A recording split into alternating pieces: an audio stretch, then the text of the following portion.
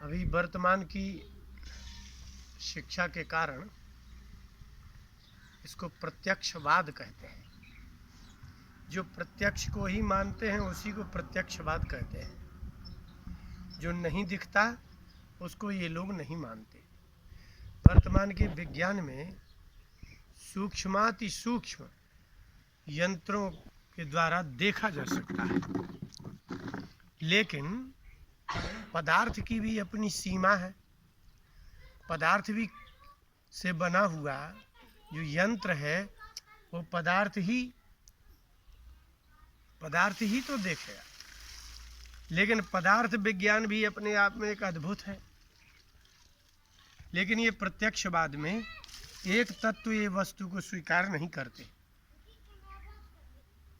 जब वो सुनते ही नहीं है, समझते भी नहीं है, इसलिए अध्यात्म के बिना पदार्थ विज्ञान नास्तिकवाद है। एक ढंग से वो स्वीकार ही नहीं करते कि इस संसार को भी कोई वस्तु बनाने वाला हो सकता है। जैसे हल्दी और चूना मिलाने से रक्त रंग पैदा होता है, लाल रंग बनता है, लेकिन किसने ऐसी हल्दी और चूना बनाया होगा कि वो लाल रंग पैदा कर दे? ये कहते हैं नहीं, ये तो प्राकृतिक है। तो इसलिए जो प्रकृति के ही अधीन रहते हैं इसी को प्रत्यक्षवाद कहते हैं। इसमें ये लोग ईश्वर की सत्ता नहीं मानते। श्रीमद् भागवत के प्रथम श्लोक में अद्भुत बात है, वो विज्ञान भी है और वह प्रत्यक्षवाद भी है। प्रथम श्लोक है, जन्माद्यस्य यतोन्वयादि तरतश् चार्थेष्वभिज्ञः स्वराट् तेने ब्रह्म हृदय आदि कवये मुह्यन्ति यत् सूरयः तेजो वारिमृदां यथा विनिमयो यत्र सर्गो मृषा धाम्ना स्वेन सदा निरस्त कुहकम सत्यम परम धीमहि। वर्तमान के प्रत्येक मनुष्य नास्तिक भी हो, महाबेईमान भी हो, तो भी वो झूठ स्वीकार नहीं करता, वो सत्य ही स्वीकार करता है। व्यास जी ने लिखा कि जिसको आप सत्य कह रहे हो वो सत्य नहीं है, वो तो व्यवहार का सत्य है। आपसे हमने 100 रुपया उधार लिए, ये बात सत्य है, लेकिन आप लौटा दीजिए, ये भी सत्य है। तो ये व्यवहारिक सत्य है, लेकिन सत्य से ही संसार की उत्पत्ति होती है। जिसको आप सत्य कहते हो उसी को कहते हैं जो सदा एक रस अखंड परम शुद्ध एक जैसा रहता है, उसी को सत्य कहते हैं। अब देखिए, प्रारंभ होता है जन्माद्यस्य यतः, ब्रह्म सूत्र व्यास जी के द्वारा लिखा गया ब्रह्म सूत्र वेदों में विरोधाभास के निर्णय को देने के लिए उन्होंने ब्रह्म सूत्र का निर्माण किया। उसका भी यही सूत्र है, सर्वप्रथम जन्माद्यस्य यतः। इस संसार का जहाँ से जन्म होता है वो सत्य है। इस संसार का जो आदि है वह सत्य ही है। अच्छा, अब जो मध्य है वो भी सत्य है, और जो इसका अंत है, एक समय ऐसा आएगा कि यहाँ कुछ होगा ही नहीं। लोग कितने प्रयास में लगे हैं कि ये महामारी अगर रही तो सब लोग समाप्त हो जाएंगे। कितना बड़ा भय लग रहा है। क्यों ऐसा लग रहा है कि सब समाप्त हो जाएंगे? इसका तात्पर्य है कि यह विश्वास है कि समाप्त हो जाएगा। तो सत्य कहते ही उसे हैं जहाँ से संसार की प्रत्येक वस्तु की उत्पत्ति होती है। और ये जो जल है, ये जो वायु है, आकाश है, वो सब उत्पन्न होता है। इसलिए जो भी उत्पन्न होता है उसका नाश होता है, और यही सत्य है। और सत्य से ऐसी वस्तु की उत्पत्ति हो रही है जो नष्ट होता है। अब देखिए, जब ये संसार की उत्पत्ति सत्य से होती है, अब आपसे कहा जाए कि सत्य दिखाई देगा आपको? सत्य, इसलिए भगवान ने 11वें स्कंद में लिखा है, उद्धव को कहा कि शब्द ब्रह्म पर ब्रह्म ममोभे शाश्वती तनु। मेरे 2 शरीर हैं, एक शब्द ब्रह्म और एक परम ब्रह्म। जहाँ से ये संसार की उत्पत्ति होती है वो भी शब्द ब्रह्म ही है। इसलिए उपनिषद ओंकार से ही सबकी उत्पत्ति मानते हैं और कहते हैं। अब वर्तमान का जो विज्ञान है वो कहते हैं ये तो अपने आप हो रहा है, लेकिन न्याय शास्त्र कहते हैं छित्यंकुरादिवत, जैसे किसी बीज का अंकुरण बिना पृथ्वी के, बिना जल के सहयोग से नहीं हो सकता।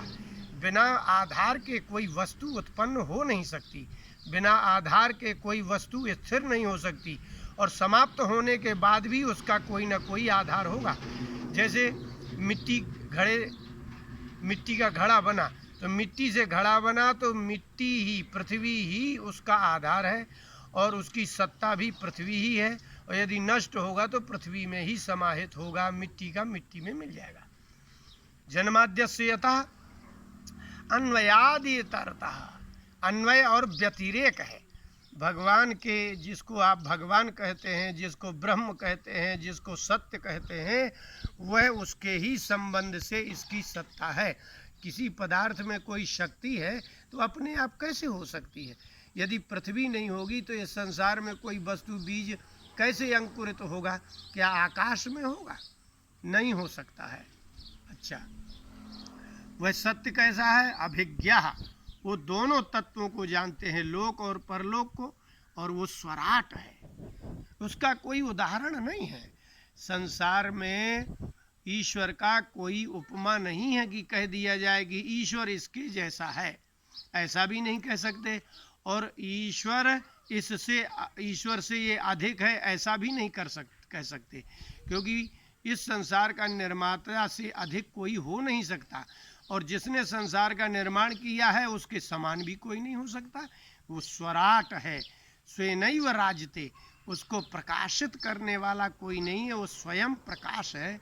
इसलिए भागवत आदि में लिखा, वेद में भी कहा है कि चंद्रमा मनसो जातस चक्षुः सूर्यो अजायत, चंद्रमा और सूर्य उसके नेत्र हैं, तो जिसके नेत्र हैं सूर्य और चंद्रमा, वो कैसा तत्व होगा? वो स्वराट होगा। इसलिए कठोपनिषद में कहा, चक्षुषस् चक्षु, श्रोत्रस् श्रोत्रम, मनसो मनः, यद वाचो वाचम। नेत्रों में जो आपको रूप देखने की शक्ति है, रूप प्रकाशन सामर्थ्य है, वो वास्तव में वो चक्षु में जो ज्योति प्रदान करने वाला है वो सूर्य है।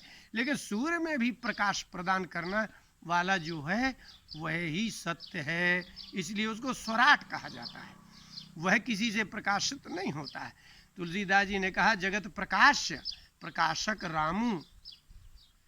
कोई वस्तु आप अंधेरे में नहीं देख सकते, क्योंकि आप प्रकाशित वस्तु है। लकड़ी में प्रकाश नहीं है, वो स्वराट नहीं है, लकड़ी चमकती नहीं है, वो कैसे आप देख सकते हैं? इसलिए लकड़ी को, पदार्थ को दिखाने वाला जो प्रकाशक सूर्य है, सूर्य तत्व है, वो उस प्रकाशक सूर्य में भी प्रकाशकता जो देता है उसी का नाम सत्य है, और उसको प्रकाशित करने वाला कोई नहीं। अर्थात हमको प्रकाशित, हमारी इंद्रियों में जो प्रकाश है, विषय ग्रहण करने का सामर्थ्य है, वो वास्तव में ईश्वरीय है। इन नीम में, गन्ने में, नींबू में, इनमें जो रस है, इनमें जो पुष्प है, इनमें जो स्वरूप है, वह तो ईश्वरीय ही है ना। अपने आप कोई वस्तु कैसे पैदा हो सकती है? इसलिए स्वराट। और वो जो सत्य है, उसने किया क्या? उसने यही किया। उसने क्या किया? तेने ब्रह्म हृदय आदि कवये। आदि कवि ब्रह्मा जी हैं, इसके पहले कोई शब्द को जानता ही नहीं था। इसलिए ब्रह्मा जी की जो उत्पत्ति है वो वास्तव में विलक्षण है, वो भी ईश्वरीय निर्माण है।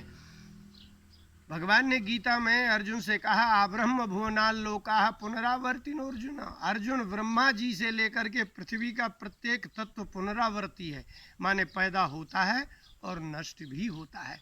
ब्रह्मा जी की भी 100 वर्ष की आयु है। तो ब्रह्मा जी ने जिसको उत्पन्न किया है, उसने क्या किया कि तेने ब्रह्म वेद को उनके हृदय में साक्षात जैसा का तैसा स्थापित कर दिया। वेद भी अनादि है, इसलिए आपको सत्य दिखेगा कैसा? निरस्त कुहकम। यहाँ के आपके द्वारा बोले गए शब्दों में कुहक माने कपट है, छल है, अधूरापन है, उसका निर्णय करना होगा। आदमी इकट्ठे करना होंगे कि ये व्यक्ति सत्य बोलता है कि नहीं, इसकी ये बात सत्य है कि नहीं। लेकिन ये जो सत्य है, इस सत्य को सत्यापित करने के लिए किसी अन्य सत्य की, अन्य वाक्य की, अन्य शब्द की, किसी अन्य व्यक्ति की आवश्यकता नहीं है। मनुष्य उस सत्य को सत्यापित नहीं कर सकते जिससे संसार उत्पन्न हुआ। उस सत्य को सत्यापित मनुष्य कैसे कर सकता है? क्योंकि जैसे पिता से उत्पन्न कोई संतान है तो पिता ही सत्यापित करेंगे, माता ही सत्यापित करेगी कि ये हमारा पुत्र है। पुत्र कैसे सत्यापित करेगा? इसलिए जगत उत्पाद्य है, उत्पादक, उत्पन्न करने वाले तो भगवान ही है ना। इसलिए निरस्त को हुक्म, व्यास जी ने कहा कि श्रीमद् भागवत में जो है वो सत्य है। अब वो सत्य आकृति धारण कर लेते हैं और वो कृष्ण भगवान बन जाते हैं, ग्वाल बाल आदि रूप में हो जाते हैं। तो जो जगत है वो व्याप्य है और जो भगवान है वो इसमें व्यापक है। आपके शरीर में रहने वाला रक्त, मांस, मज्जा, अस्थि, धातु, बल, वीर्य, ये क्या अपने आप होता है? घास खाती है गाय तो घास में दूध उत्पन्न करने की शक्ति है, क्या ये अपने आप हो सकती है? इसलिए संसार में कोई भी वस्तु अपने आप नहीं हो सकती। ये सत्य ही इस संसार का उत्पन्न करने वाला है और जब ये संसार सारा समाप्त होगा तो पुनः सत्य में पहुंच जाएगा। इसलिए ऋग्वेद में कहा सत्यंचा ऋतंच सत्यंचा भी धात तपसोऽध्यजायत। ब्रह्मा जी ने तप किया तो ऋत और सत्य दो तत्वों को उन्होंने देखा। अहोरात्राणि विदधत विश्वस्य मिस्तो वसी सूर्या चंद्रमसौ धाता यथा पूर्व अकल्पयत। जैसा पहले सूर्य था, जैसा चंद्र था, वो जैसा का तैसा पुनः निर्माण हुआ। इस संसार में जल का निर्माण अपने आप नहीं होता। ऑक्सीजन, हाइड्रोजन, ये गैसें अपने आप नहीं बनती, ये प्रकृति अपने आप नहीं बनती। इसलिए जो लोग प्रत्यक्षवाद, साइंस मानते हैं वो भी कहते हैं। इसलिए बड़े बड़े वैज्ञानिक जितने भी थे उन्होंने कहा कि कुछ तो है, हम जिसको उत्पन्न नहीं कर सकते वो कुछ तो है, हम जिसको जान नहीं सकते वो कुछ तो है। इसलिए वेद कहते हैं कि यस्मिन् विज्ञाते सर्वम अभिज्ञातम भवति। वह एक ऐसा तत्व है कि यदि वो सत्य को जान लेते हैं तो यहाँ का सारा कुछ अपने आप, सारे संसार का ज्ञान हो जाएगा। आपको पृथ्वी, जल, तेज, वायु, आकाश का ज्ञान हो जाएगा और इसके शब्द, स्पर्श, रूप, रसगंध, इनकी तन्मात्राओं का ज्ञान हो जाएगा। हमारे शास्त्रों में तो ये शरीर कैसे बनता है उस निर्माण पद्धति को भी लिखा गया है। जैसे कोई औषधि बनती है, दवा बनती है, तो उसमें लिखा रहता है इसमें इतने अंश में ये वस्तु है, इतने अंश में ये वस्तु है।